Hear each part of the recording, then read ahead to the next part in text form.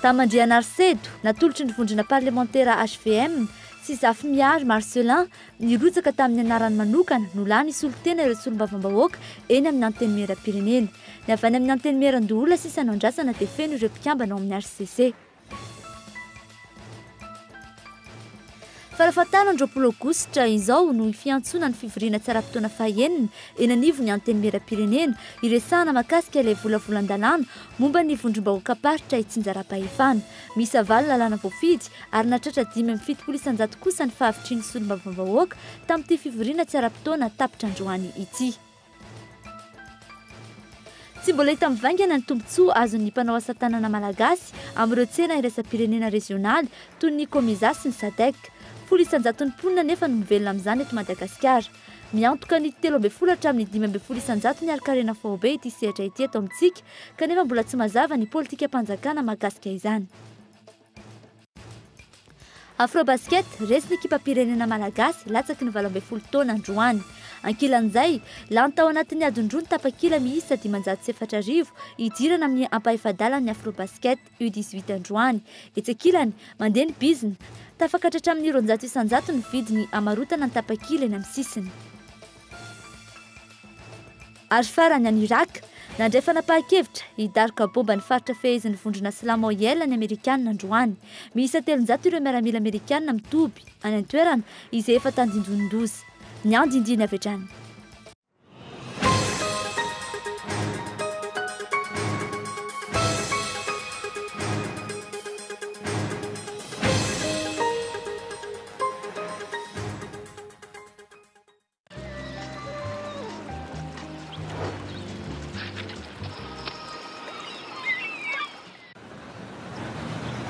Safady.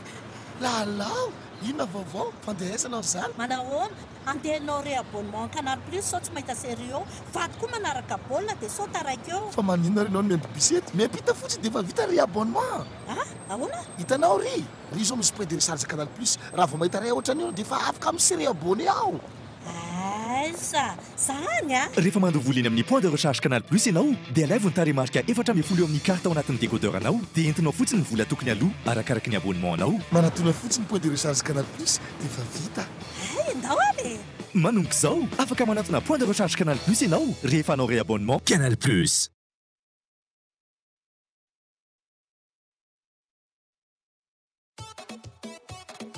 Zay tadiavinao hitanao avokoa. Premier choix, première qualité, TV LED, marque originale, subwoofer, synthétiseur, lecteur, sonorisation. Hitanao any magasin Baolay. Baolay ny tsara trano.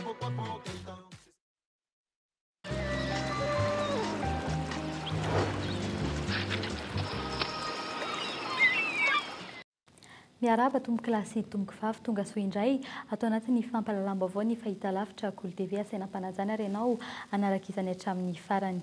Ny pejin'ny fanatanjahantena avy hatrany no mboantsika ny fampalalam-baovao amin'ny ity hariva ity. Tapitra teo amin'ny ampahefadalana ny lalana ho an'ny malagasy nandritry ny Afrobasket U18 sokajy zazalahy tamin'ity taona 2024 ity. Tamin'ny isa 7.20 no ny 7.70 no nandavony Angola azy ireo ny hariva teo tetsy amin'ny lapan'ny kolontsaina sy ny fanatanjahantena tetsy Mahamasina ny fanatetiana hoentiny miarantsoa. Nofiratsoan'ny malagasy ny fiona teo amin'ny ekipa angolaise tafiditra tanteraka anatin'ny dingana ampahefadalana ny fiadiana tompon-dakana Afrika sokajy zazalahy latsaky ny 12 taona na ny Afrobasket U18 ny hariva teo tetsy amin'ny lapan'ny fanatanjahantena Mahamasina. Lavon'ny Angola tamin'ny isa 7.20 no 7.70 ny malagasy. Fandavona izay tsy naposina roan'ny malagasy sy ny mpanohana izay vorolanina tetsy amin'ny lapan'ny fanatanjahantena Mahamasina satria nitarika hatrany ny malagasy ary tamin'ny isa lavitra dia lavitra tanatin'ny ampahefam-potoana telo voalohany. Mbola isa 9.20 no 5.20 aza no nidirana tamin'ny ampahefam-potoana fahaefatra, 9.20 ho an'ny malagasy, 5.20 kosa ho an'ny angolais. Ravatreo zany aloha ny nofinofo any malagasy ny amin'ny andrombana ny anaram-boninahitra Afrika ho an'ny sokajy latsaky ny 12 taona zazalahy ho amin'ity taona ity na dia nomanina mafy aza ny fifaninanana. Etsekila ny vokatra tamin'ireo lalao voalohany izay tosana nanomboka ny tolakandro teo kosa dia namoaka ny Egypta ho tafita eo amin'ny dingany manasa-dalana rehefa nandavo ny Benin tamin'ny 5 no 7-30 izy. Raraka kosa ny Côte d'Ivoire manoloana ny Mali tamin'ny 7-7. Mbola mitoy ny feonany etsy amin'ny lapan'ny fanatanjahantena Mahamasina ka ny lalao izay iona ny Tunisia sy Mozambika no mamarana azy amin'izao fotoana izao. Marina Mofarapitso ihany dia iroso amin'ny manasa-dalana ity fiadiana tompon-dakana Afrika ho an'ny sokajy latsaky ny 12 taona zazalahy ity. Tao anatin'izay fijerena ny lalao afro-basket izay lany tao anatin'ny adiny roa ny tapakila miisa 504 idirana amin'ny ampaifadala ny lalao io. 5 ariary ny vidin'ny tapakila tahaka ny mahazatra. Etsekilan'izay anefa bizina mandeha ho an'ireo mpanararoatra izany. Afaka mividy izay tiany raha ny olona iray izay tonga aloha ka tsy vitsy ny mamerina mivarotra sy maka tombony avo. Zatoeny na roan-jatoeny avy eo ny tranga tahaka izao izay mahavoasazy tompon'andraikitra teo anivon'ny FIFA nandritra ny fiadina ny tompon-daka maneran-tany farany teo. Androany nanatanterahana ny ampaifadalana amin'ny afro-basket U18 tamin'ny valora maraina dia efa maro no nilahatra amin'ny fividianana ny tapakila tamin'izany. Ny lafiny raharaha-mbarotra amin'ity fifaninanana iraisam-pirenena ampiatra noho ny Madagasikara ity lasa bizina ny billet. Zavatra nisy izany dia hoe efa tapitra ilay billet tao amin'ny guichet amina billet 25 000 francs dia tsy mahita raisina intsony moa ilay olona nefa aty ivelany indray zany misy aty ivelany efa tsy amin'ny guichet intsony misy mivarotra 50 000 francs. Izay zany zao zavatra fantatra raha be dia be ny olona mbola tsy nahazo be fa misy olona zany fa mividy nakamaro tamin'ilay 25 000 dia mivarotra 50 000. Tamin'ny 12 efa tsy nisy intsony ireo tapakila miisa 504 nantonta amidy idirana ao amin'ny Palais des Sports androany raha toa ka tamin'ny 10 no nanomboka ny fivarotana izany. 5 ariary ny vidin'ny tapakila iray. Taorian'ny mitatao vovonana nisy nivarotra izany antsokosoko amin'ny vidiny avo 2 na 3 na 4 teny ivelany. Efa fomba fanao hatramin'izay izany teto amintsika. Matetika ohatra nisy ataona zao dia misy zareo samy ao ihany mamoaka billet zareo ao ohatra nisy ataona isaky ny mijery aty izay dia zareo amin'ny ambonimbony ao ihany mamoaka le billet dia tsy haiko na hoe sasany ary amidiny zareo avo 2 le billet aty ivelany izay no mahakamo dia le olona mba tena te jery hoe tena amin'le billet normal 25 000 tokony fijereny dia lasa tsy tafiditra izy fa misy mivarotra foana, misy mivarotra le 50 any amin'ny sisiny dia reny le manam-bola reny ihany zany no tafidy. Na eo aza nefa ity resaka bizina ity hatramin'ny alahady izao anatanterahana ny lalao famaranana tsy misy ny fepetra manokana azon'ny tompon'andraikitra raisina.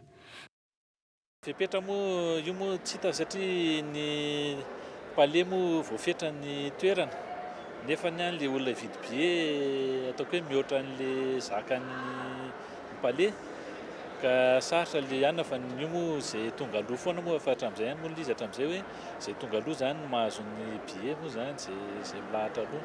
Tsisy fetrany ny vidian'ny olona iray. Ny fantatra aloha tsy hisy ny fampitomboana ny tapakila amidy raha ampitso amin'ny manasa-dalana sy ny alahady izay anatanterahana ny lalao famaranana. Tsy hisy ihany koa ny fiakaran'ny vidin'ny tapakila iray fa hijanona ho 5 ariary ihany izany. Lany hatrany ny 504 tapakila namidy hatramin'ny atombohan'ny afro-basket U18 ity raha ataony katsika tsotsotra tao anatin'ny 9 andro nisiany lalao manodidina ny 530 tapitrisa ariary ny vola maty eo ampidirana hijery ity fifanitsanana iraisam-pirenena ity. Dia izay ihany koa ny idirantsika eo amin'ny pejin'ny politika endrika tsy dia fahita firy teo amin'ny tontolon'ny politika Damandriana Arsedo natolotry ny vondrona parlementera HVM sy Zafy Miary Marcelin nirotsaka tamin'ny anarany manokana nolahy ny soliteny ireo solombavambahoaka eny amin'ny anteny meram-pirenena tamin'ireo kandida ny 7 nirotsaka ao amin'izany toerana izany. Anaramaso ny fanarana ny lalam-panorenana sy andinika ireo karazan-dalana mivoaka avy eny amin'ity androm-panjakana mpanao lalàna ity no asan'izy ireo fanadina hoentin'ny Ernirina Rabary. 20 ireo kandida nirotsaka ho fidina ndray ireo toerana roa eny amin'ny fitsarana avy momba lalam-panorenana. Larana fahasivy Jailany Salim kosa no nisintona ny firotsahako ho fidiny tamin'ny minitra farany. 20 am'zato ireo solombavambahoaka tonga nifidy androany. Raha ny fanadihadiana natao olon'ny HVM avokoa ireo kandida roa lany ireo, na dia ny iray aza no fantatra tamin'ny fomba ofisialy fa avy amin'ny antokony fitondrana. Raha ny nambaran'ireo kandida lany ireo dia hampandala ny fahamarinana eny amin'ny fitsarana avy momba lalam-panorenana no anjara asan'izy ireo. Ny fametrahana fitsarana avo momba ny lalam-panorenana izay maleo tena, tsy manaraka baiko, tsy manaraka toromarika na aiza na aiza. Misy moa ny fisarahan'ny fahefana eto amin'ny état républicaine tahaka ny Madagasikara, fa araka nambarako teo dia tsy maintsy hiaro ny fahamarinana eo anivon'io any-panjakana io zany ny tenanay, ary hametraka ihany koa izay tany-tandalana izay mahasoantsika amin'izao fotoana izao. Karazana toko maromaro toy ny HVM, ny Mapara sy ny sisa no fantatra fa nanolotra kandidata amin'ity fifidianana ity. Tsy isan'ireo kosa ny vondrona parlementaire VPM malagasy miara-miainga ary nanamafy izany ny filohan' ity vondrona ity androany. Karaha misy ny milazan'izany dia verinay fa tsy mari-pototra fa ny VPM MMM dia manohana kandida ho membre ao amin'ny HCC.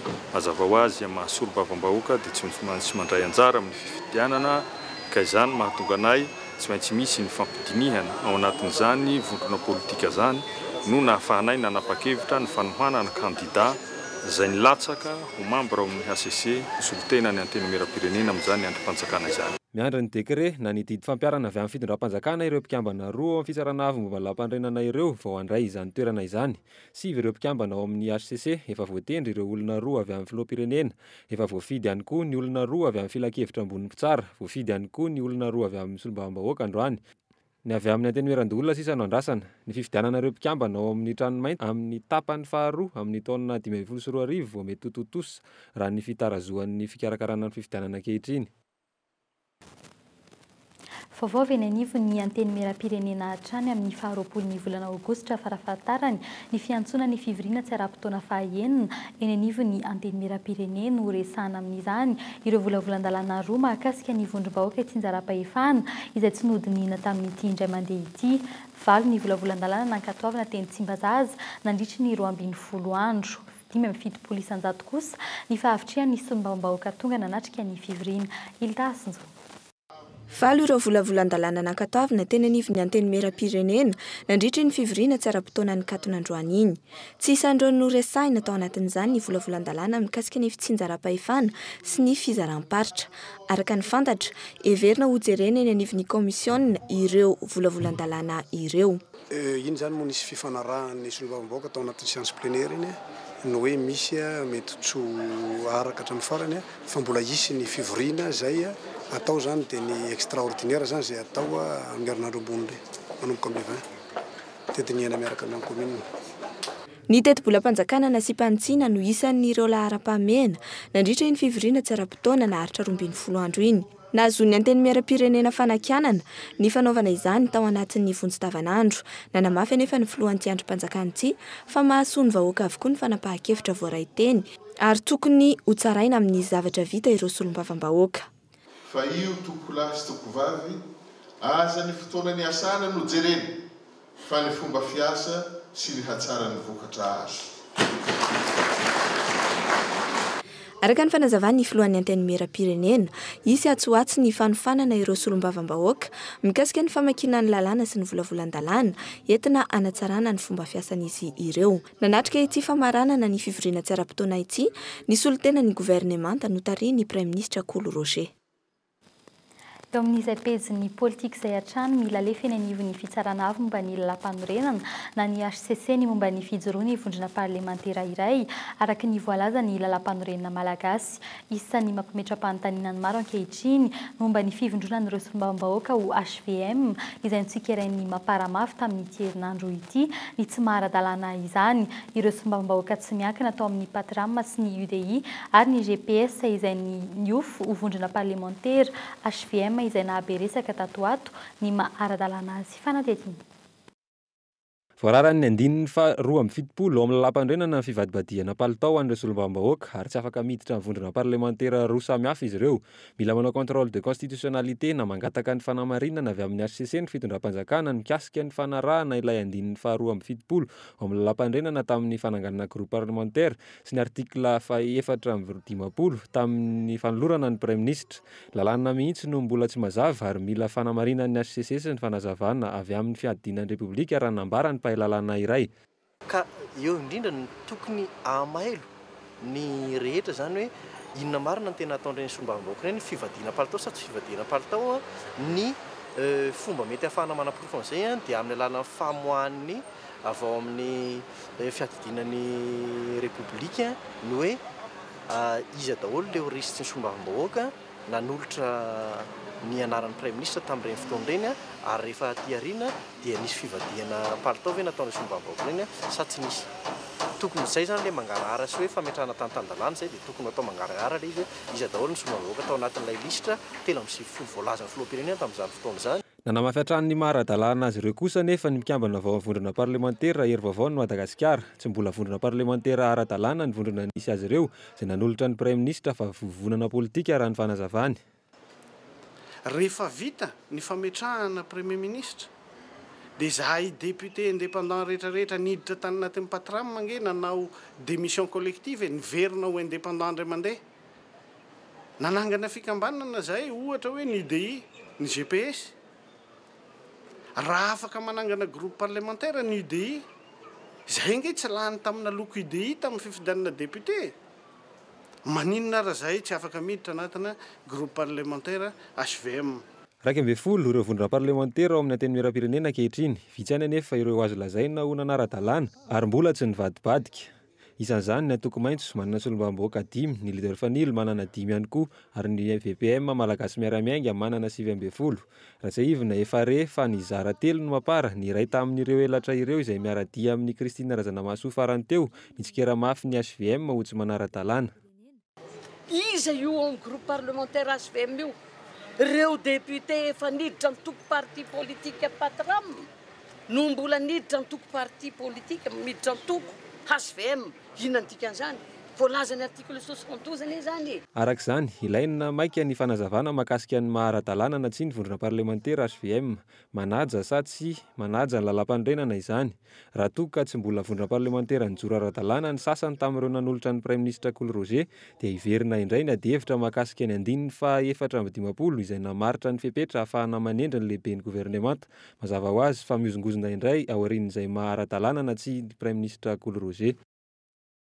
Ivadika lafim-baovao afaka hotsaindray isika fanampenam-bavan'ny vahoaka no atao amin'ilay lalàna momba ny cybercriminalité izany nambarany ireo anizy ny fikambanam-ben'ny fiarahamonim-pirenena androany tamin'ny fiona tamin'ny mpanao gazety nataon'izy ireo.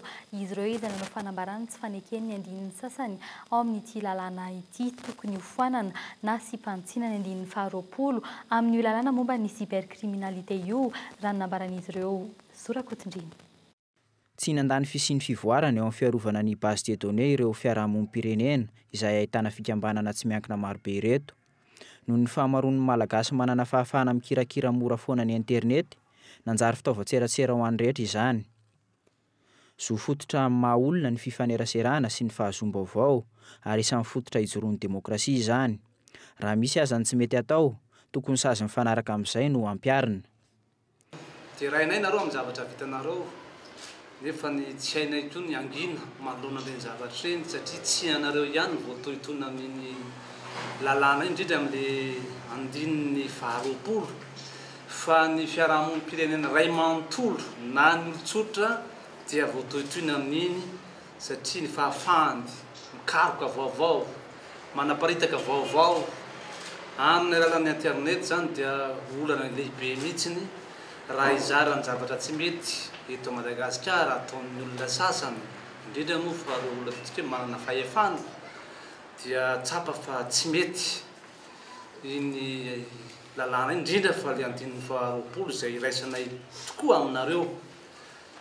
Tsy misy ambonin'ny lalàna eto amintsika na dia ireo mpanao gazety aza raha nambaran'ny prime ministre teo aloha Omer Berzika. Tsy natao hery famoretana ihany koa anefa ny lalàna noho ny fisian'ny lalàna momba ny cybercriminalité ity lasa fanasaziana ny lalàna misy.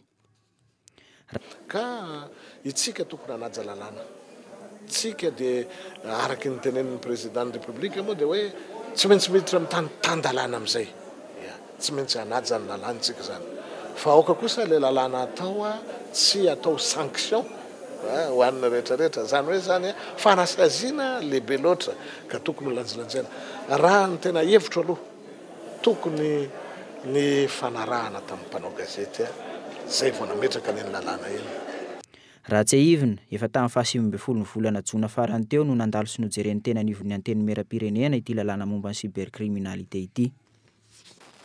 Eo amin'ny pejiny toe-karena kosa indray anomboka andoavana aba ihany koa ny zanaka koa mahery ny iray andro raha ny voalazan'ny lalàna mifeny teti-bolam-panjakana na sipantsina lanty ny anivo ny anteny mera-pirenena mety hiteraka fiakaran'ny vidin'ny akoho ny eny an-tsena izany saingy mbola mitady marimaritra iraisan'ireo mpivarotra akoho kely sy ireo mpiompy ankilany isan'ireo ministera 5 mandany vola indrindra ny ministera ny fiompiana tsy mbola fantatra kosa na hiditra mivantana amin'ny hetra alaina eo amin'ny sehatrio na mbola ho an'ny kitapombonana fanadetiny.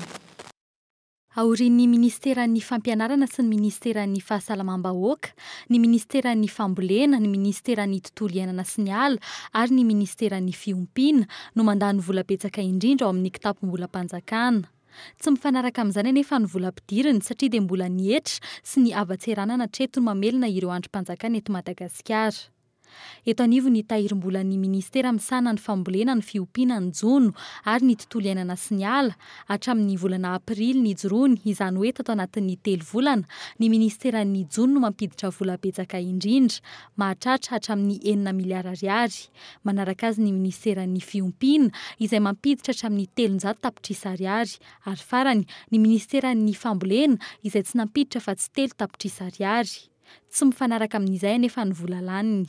Ny agriculture zany tena be dépense aminazy akoatry ny fonctionnement dia avy aminazy ao zany mandefa transfert amin'ny établissement public regny agriculture zany manao mandatement ty amin'ny trésor ny agriculture di trésor ny agriculture mitransférer an'igny recette igny amin'ny RGA io zany tena be dépense amin'ny agriculture hoe transfert amin'ny établissement public de paiement ny DTI droit et taxe à l'importation.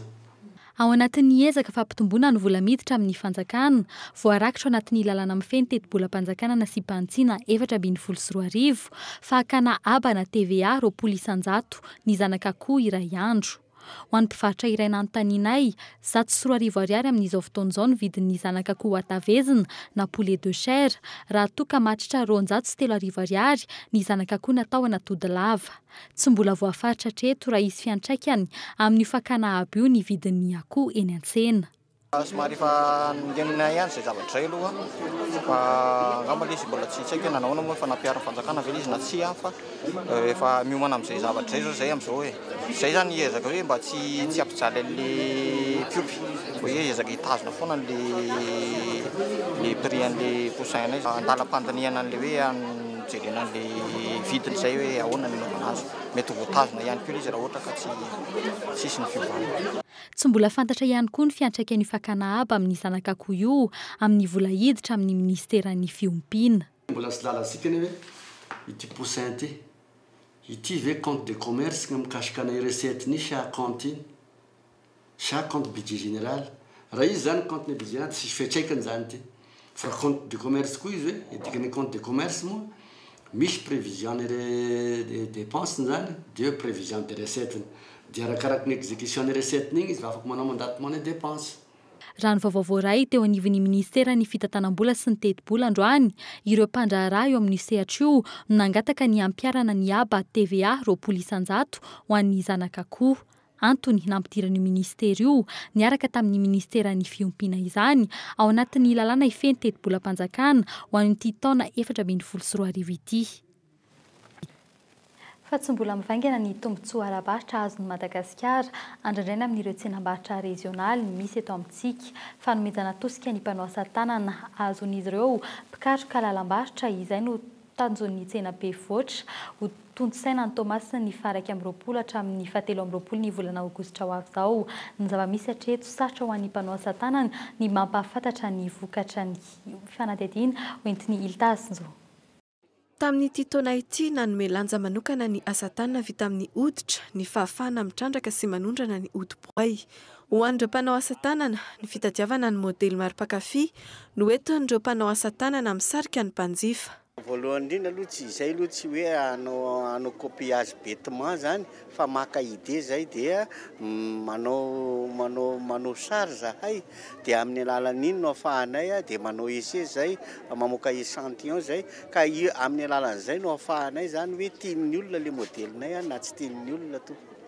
Dia rehefa mandeha rehefa hitanay fa be mpanontany be fotsiny le izy dia efa fantatra fa hoe tian'ny olona ty modely ty fandaonao be da be en série ty zay zany.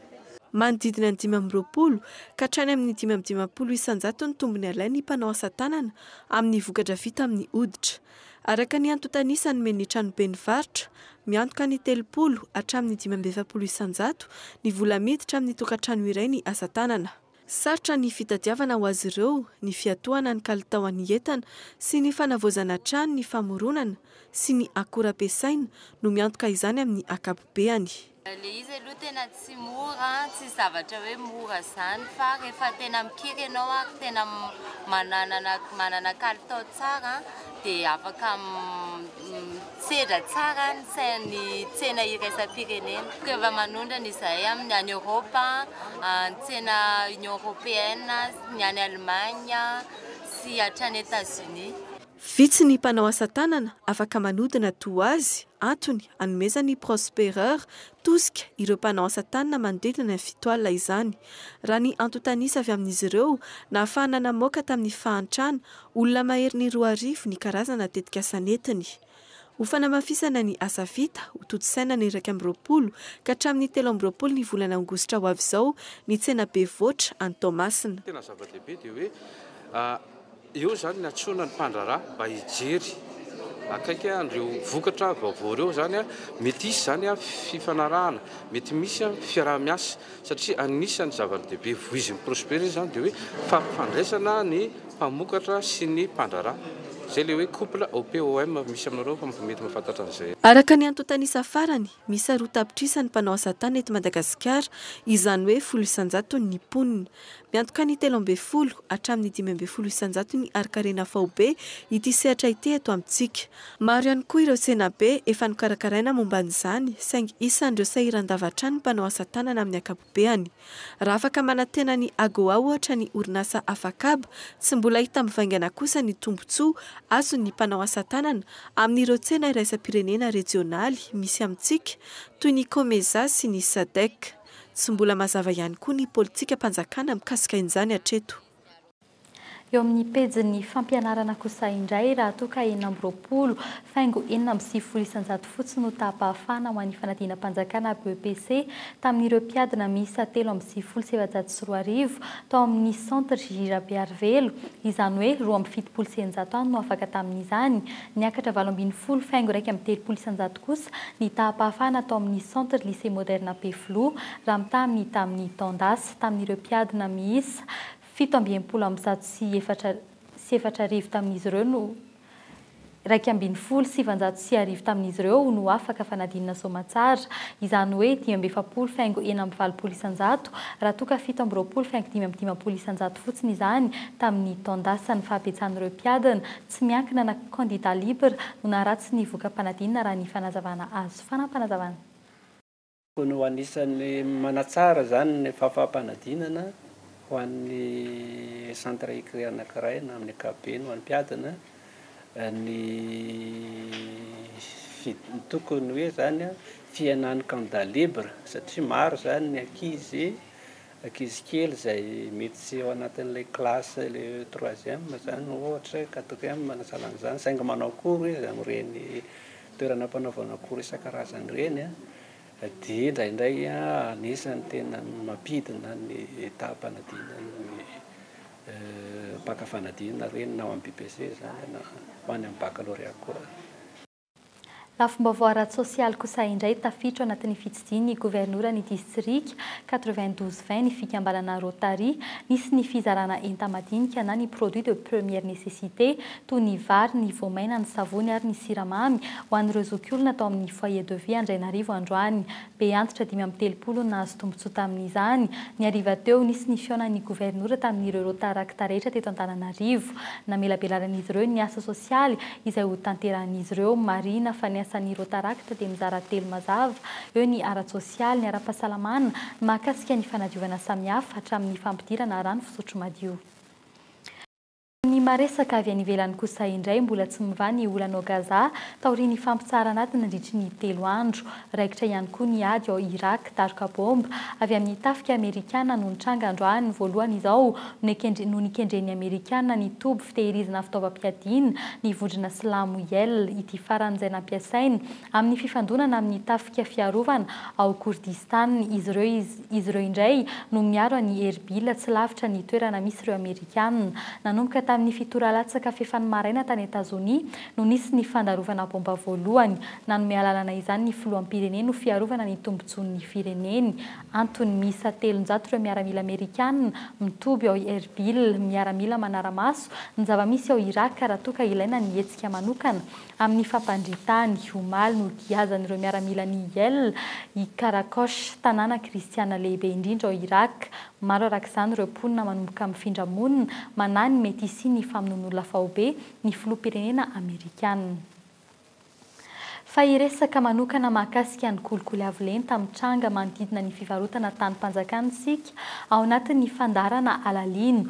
Raha ampitso dia ny aferan'ny zone de recasement eto Tsaramasay Akorondrano ho jerentsika lalinalina kokoa hitondrana aminao ireo pirofo rehetra. Ilazana fa tsy nara-dalàna ny fifampivarotana ny tany. Mazava ho azy fa ho resahana ihany koa ny hoe tahaka ny ahoana ny ara-dalàna amin'izany hoe fahazoana tany-panjakana izany. Tanjo ao anatin'ny fandarana moa ny anerana ireo fitondram-panjakana andray fanapa-kevitra manoloana izany. Aza tonoana ary raha ampitso aoriany ny fampahalam-baovao amin'ny teny frantsay no anarahinao izay fandarana Alalino fikarin'ny sampana fampahalam-baovao izay.